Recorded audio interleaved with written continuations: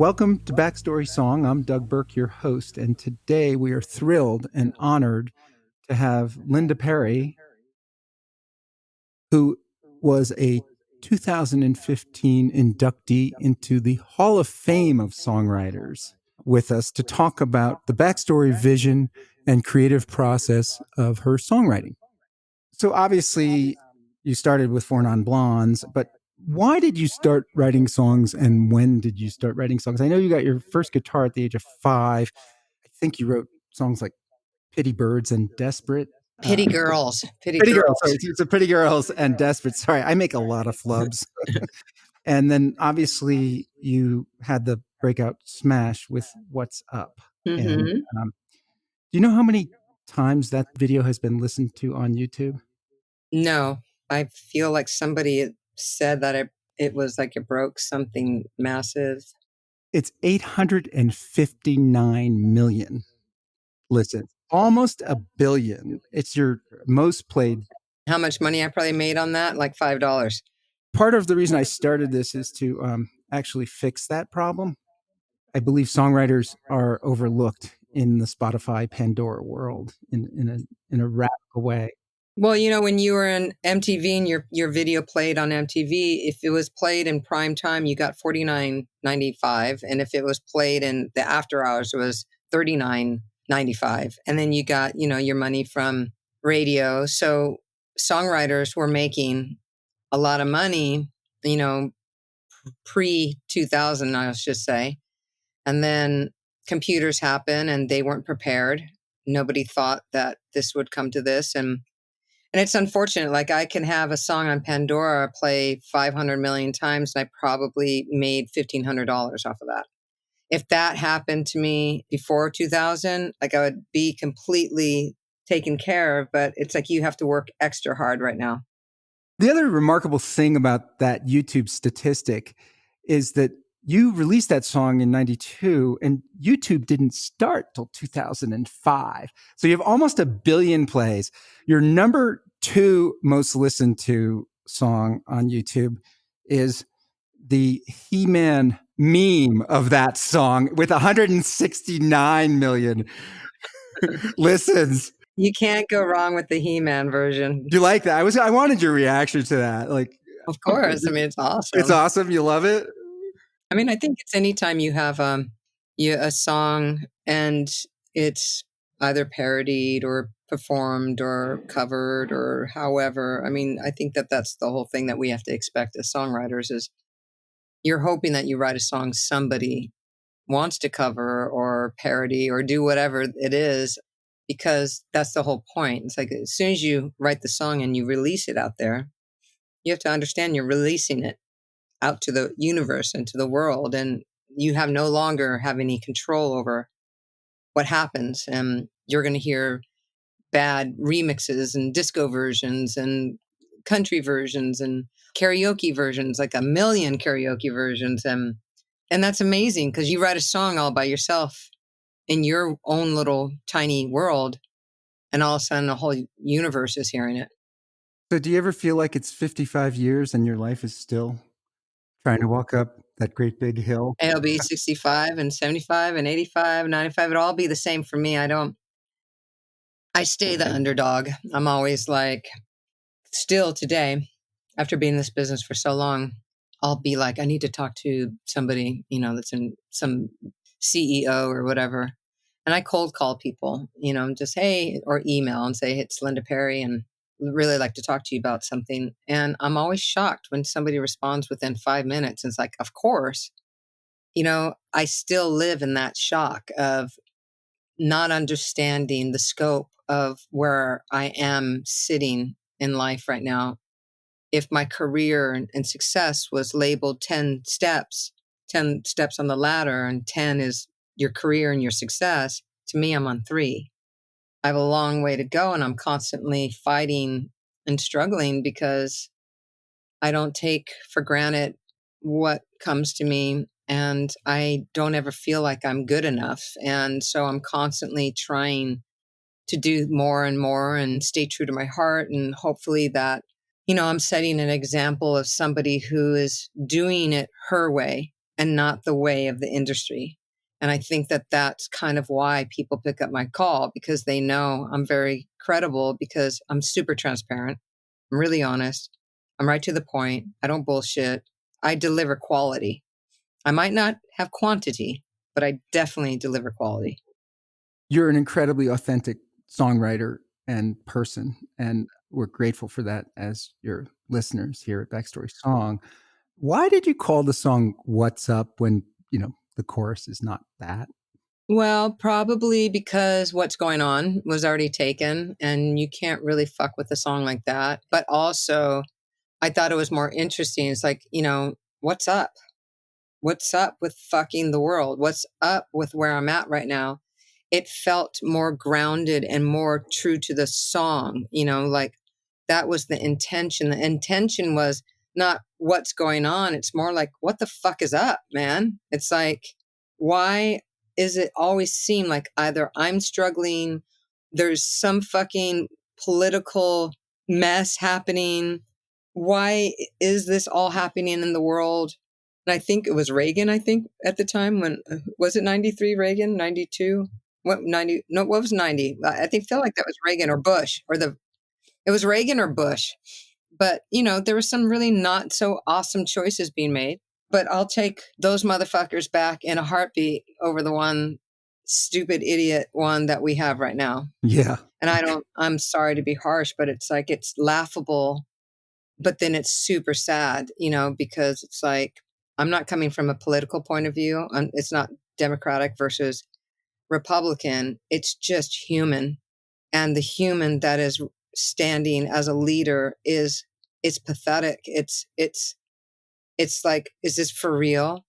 I keep thinking Mark Burnett is producing the presidency right now. Just let's throw this in. Just say this. And I guarantee it's going to make good TV. Like literally think, I swear to God, I really believe that theory that Mark Burnett is standing behind the president and producing him right now, producing a mess. And these people are going to go down in history of all this disruption, but beauty is coming out of it. Community is coming from it. There's a world that's wide awake. A lot of wonderful things will happen during this historical, extremely historical time in our life, with all the shit that's happening right now, all at once.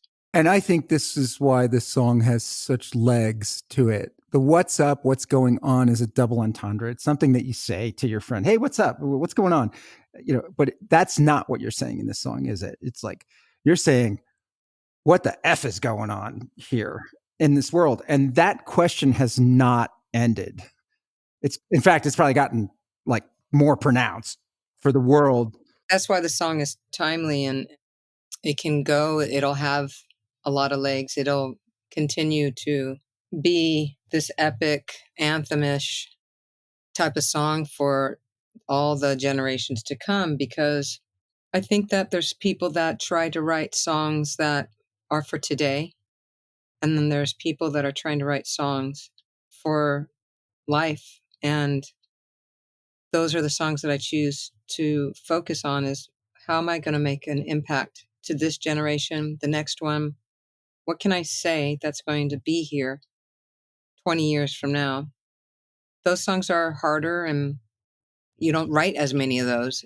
So I focus on that, and I think that What's Up is definitely a song that when my son is 40, he's going to be playing to his kids and they're going to be singing it. And I'm certain it'll be still a classic in the world. And you get one of those, man, it's fucking awesome just to have one. But I got a few of those, right now. So I'm happy about that. Yeah, you have many of these, but this was your breakout. You and Krista Hillhouse and the band were playing in this club scene in San Francisco. I guess that's where you worked the song out. One of the things I love, and I always ask in my Backstory Song, is I love lyrics that are not words. And almost the entire chorus and the break of this song are these things like, hey. It's not just hey, it's hey, yeah, and then it's ooh. Did that just come to you when you write ooh? Do you write oh, dot, dot, dot? Like when you write the lyric out, how does that happen as the songwriter? I actually rarely write my lyrics down. So I ad lib. I just keep doing that until I find the lyric. And so with What's Up, it was literally me just sitting there and I just kind of opened my mouth. And I think because I was 24, but I said 24 years of my life and still trying. And then I was like, that doesn't sound right. And then I just went 25 years. That felt like right, So then, and I just make it up 25, trying to get up that, and just ad libbing. I do that. I did that, I think, for probably a good 30 minutes. And then all the lyrics just started showing up. And then when it got to that break after the chorus, it was like, well, I don't want to hear any words. I'm just right now. And I just went, ooh, ooh, ooh, ooh. I was tending to write lyrics there and I was putting that as a filler. But then I loved it so much. I was like, no, I'm going to leave that. I think, sometimes you don't have to say words. It's an emotion and it's some of most people's favorite part, that one area. No question. So I just try to stay true to the song. I don't edit as I go along. I just am playing. That's just how I am as a songwriter. I ad lib and I'm just on the fly. You can give me 3 chords right now, tell me anything, and I'll just, make up a song right here on the spot with you live, and because I have that trust and that deal with my creative, like, hey, listen, I promise I'll be honest. If you just let me have the creative, I'll be worthy to that. And so that's kind of the deal I have. You have amazing gut instincts about this stuff. It's a gift. It's very few people on the planet can do that. And both the hey, yeah, yeah, yeah part and the ooh part, I think some of the greatest non-word lyrics ever written. My brother and I, we love the version of By a Little Help from My Friend by Joe Cocker, where, you just like, what's he saying? Well, it doesn't matter because he's just communicating this emotion. Yeah. And you communicate emotion in such an effective way, both in the actual word lyrics, but also in these non-lyrics. And it's throughout your songwriting. We're going to come up to some other songs where it plays a role. It just sounds like birds cooing when you go to the break. Anyway, so you go in the studio with David Tickle as your producer, and you've talked about this in other interviews, how you guys trusted him, signed by the label, Interscope Records, top label in the country, maybe one of the top ones. They actually weren't. The greatest thing about Interscope, why I chose them, band wanted all the bigger, fancier labels. Interscope was independent and they just started. They had no, they didn't have Marky Mark. They had Gerardo. They had Primus, and maybe they had Marky Mark, and then they had Four Non Blondes. They were just starting out, so I loved them because they were boutique. And then what they really had was Jimmy Iovine, and then obviously Jimmy Iovine's just a star. So at the time, we actually broke Interscope. Four Non Blondes was their biggest act, and we broke them. So Jimmy has an immense respect and loyalty, with me. And, we ended up being very good friends and I confide in him a lot. But yeah, so they know what we did and they weren't expecting it at all. But yeah, so we're in the studio with David Tickle and he was not my choice, but when you're in a band, it's a democracy. You have to raise your hand and vote. And he won because the band all voted for him. I was looking for something, I wanted Steve Lillywhite. I was actually even interested in Terry Date. He's a really great engineer that did all the Mother Love Bone and did all those guys back then in Seattle, and really incredible engineer, underrated guy.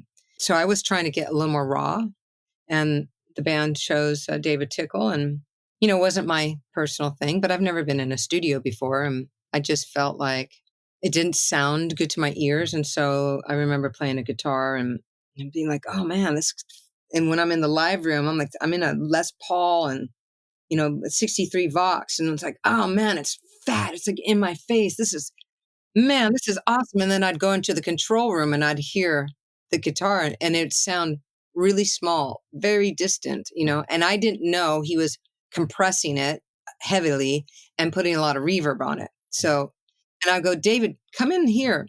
And I'd play and I'm like, it's like thunderous in here. Where is that? I want to hear that in the room. Why can't I hear that? And he was like, Linda, just let me be the producer and you just be in the band. And that's how all my questions were met by that guy. It's like, can't you just be the singer? Let me be the producer, blah, blah, blah, blah, until he ruined What's Up. And I took it to the label and I said, I'm not releasing this song. This is horrible. There's just no fucking way. I got the band to go with me to the plant in Sausalito. We had one reel of tape and I produced it. I went in there, dialed in sounds. I have no idea what I'm doing. I just listened to what sounded good to my ears. The engineer there helped me. He was extremely, behind me. And because I had played him the original, what David Tickle did, and he's like, oh.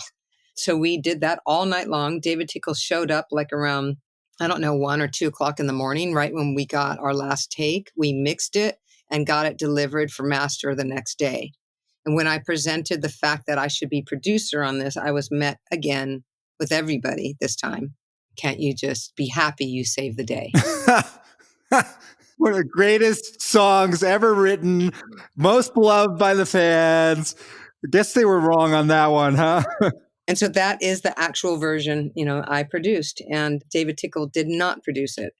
So from that moment on, it was like very clear to me that I will never, ever experience that ever again. That's never going to happen. You're not going to have these dudes telling me just to go and be a singer because they think they know more. And so I became a major ball buster. And ever since that day, I'm like, that will never, ever happen to me again. It hasn't. And if it does, I just call it out right on top. And like, there was this one incident with this one producer where I did a song for Gwen Stefani, What You Waiting For? And so I did the whole demo. The demo was awesome. And the producer asked for the session. And I was like, okay, I'll get it. If they want to pull stuff, fine.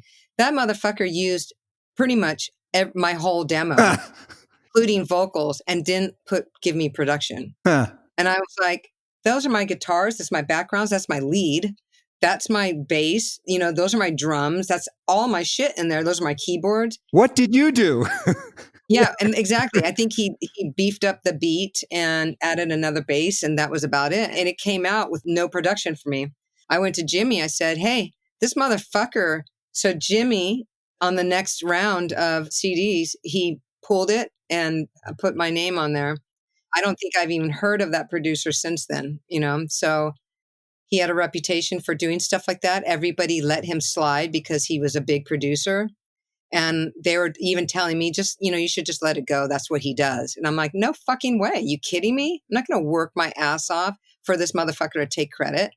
And so I stood up for myself and got my name back on there. And with this business, you have to. Yeah. You have to fight.